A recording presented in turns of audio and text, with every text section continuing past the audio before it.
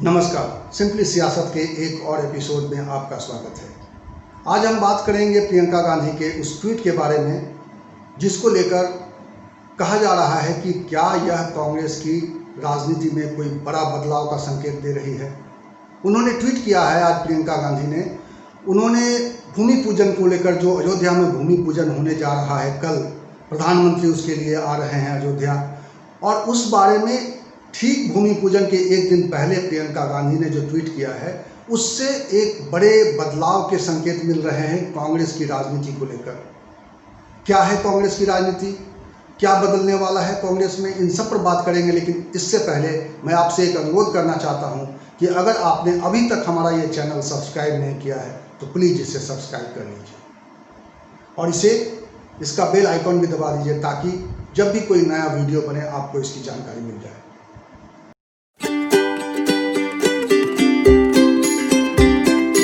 तो सबसे पहले आइए देख लेते हैं प्रियंका गांधी का वो ट्वीट जिसमें उन्होंने भूमि पूजन के बारे में जो कहा है उसको समझने की ज़रूरत है कि उन्होंने क्या कहा है, जिसको लेकर कहा जा रहा है कि यह कांग्रेस की राजनीति में बदलाव का संकेत दे रही है। क्या है ये ट्वीट? सबसे पहले ट्वीट आपके स्क्रीन पर इस वक्त है।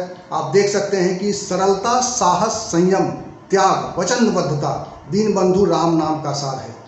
राम सब में है, राम सबके साथ हैं। भगवान राम और माता सीता के संदेश और उनकी कृपा के साथ रामलला के मंदिर के भूमि पूजन का कार्यक्रम राष्ट्रीय एकता, बंधुत्व और सांस्कृतिक समागम का अवसर बने। ये ट्वीट है प्रियंका गांधी का। प्रियंका गांधी का ये ट्वीट राम मंदिर के लिए भूमि पूजन हो रहा है उसके एक दिन पहले आया है।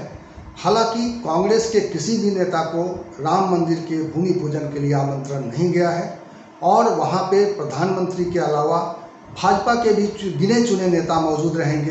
भाजपा शासित राज्यों के मुख्यमंत्रियों को भी किसी तरह का आमंत्रण नहीं भेजा गया है और ऐसे में कांग्रेस नेता का ये बयान बहुत कुछ कहता है। प्रियंका गांधी ने ये कहा है कि राम मंदिर के भूमि पूजन का कार्यक्रम राष्ट्रीय एकता, बंधुत्व और सांस्कृतिक समागम का अवसर बने। ये नया स्टैंड है कांग्रेस के लिए। हालांकि रामलला के मंदिर खुलवाने का श्रेय राजीव गांधी को जाता है। जब वो 84 में प्रधानमंत्री बने थे तो 85 में उन्हें लगा था कि ये एक लोकप्रिय फैसला होगा, इससे उनको सहूलियत मिलेगी, क्योंकि उसी समय 84 में राम मंदिर आंदोलन पूरे देश में शुरू हो गया था। विश्व हिंदू परिषद ने इस पूरे मुद्दे को गर्म करने के लिए एक नई मुहिम चला दी थी। उसके बाद उस समय के प्रधानमंत्री राजीव गांधी को लगा था कि उनके लिए एक माकूल मौका है जब वो वर्षों से बंद पड़े हुए उस मंदिर का ताला खुलवा दें और वहाँ पे पूजा पाठ शुरू करवा दें। तो उन्होंने ये किया था। लेकिन अभी जब राम मंदिर आंदोलन पूरा अपने जोशो खरोश पे था, पूरे शबाब पे था, उस वक्त कांग्रेस का अप्रोच ऐसा नहीं था जैसा आज एक आभास मिल रहा है प्रियंका गांधी के ट्वीट से। और प्रियंका गांधी के ट्वीट के साथ जो लेटर लगाया गया है, जो एक पन्ने की चिट्ठी है जिसको प्रियंका गांधी ने अपना बयान बताया है, उसको ही समझने की ज़रूरत है। वो इस वक्त आपके स्क्रीन पर देखा जा सकता है। उसके कुछ महत्वपूर्ण बिंदु मैं आपको स्क्रीन पर दिखा रहा हूँ कि उन्होंने क्या कहा है और किस तरीके से अपनी बात को रखा है।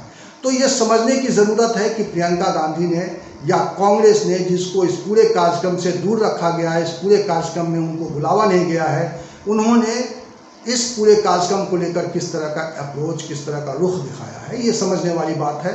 राजनीति में ऐसी चीज़ें संकेत करती हैं, ऐसी चीज़ें ही संकेत देती हैं। और क्या यह कांग्रेस की नई राजनीति का संकेत दे रही है? ख़ास तौर पे जब पिछला चुनाव है, याद कीजिए आप, पिछले चुनाव में जो लोकसभा के चुनाव हुए थे 2019 के चुनाव, उस वक्त राहुल गांधी के जनेऊ की चर्चा बहुत थी क्योंकि वो मंदिरों में जा रहे थे और एक चर्चा कांग्रेसियों की ओर से सामने आया था कि राहुल गांधी जनेऊ पहनते हैं। तो हिंदुओं का वोट पाने के लिए, ब्राह्मणों का वोट पाने के लिए क्या कांग्रेस मंदिर मुद्दे पर थोड़ा नरम दिखाई दे रही है? क्या है यही है कांग्रेस की राजनीति जो प्रियंका गांधी ने आज जिसका संकेत दिया है? उत्तर प्रदेश में प्रियंका गांधी के जो युवा नेता हैं जितिन प्रसाद, पिछले कुछ समय से ब्राह्मणों की राजनीति के नाम पर, ब्राह्मणों की सुरक्षा के नाम पर कुछ खास सक्रिय दिखाई दे रहे हैं।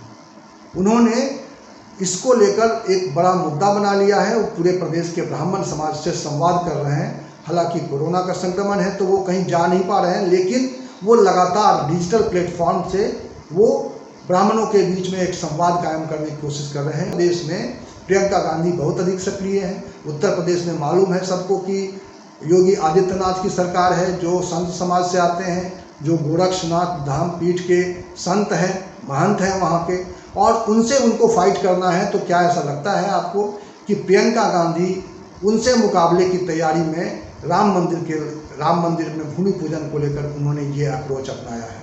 तो ये एक नई राजनीति की झलक है। और ऐसे वक्त में जब संसद में कपिल सिब्बल कुछ और बोलते रहे हैं, उसको लेकर कुछ और तरह की चर्चा होती रही है, जब कांग्रेस के दूसरे नेता कुछ और बातें कह रहे थे, तो प्रियंका गांधी ने इस तरह का ट्वीट करके क्या संकेत दिया है? यह सवाल है। आज सवाल उठता है कि क्या कांग्रेस को अब लगने लगा है कि उसे हिंदू वोटरों की ओर उसको जाना पड़ेगा और बगैर हिंदुओं को संबोधित किए हुए, बगैर हिंदुओं की बात किए हुए, बगैर हिंदुओं की संवेदना को समझे हुए वह राजनीति में उसकी वापसी नहीं हो सकती है।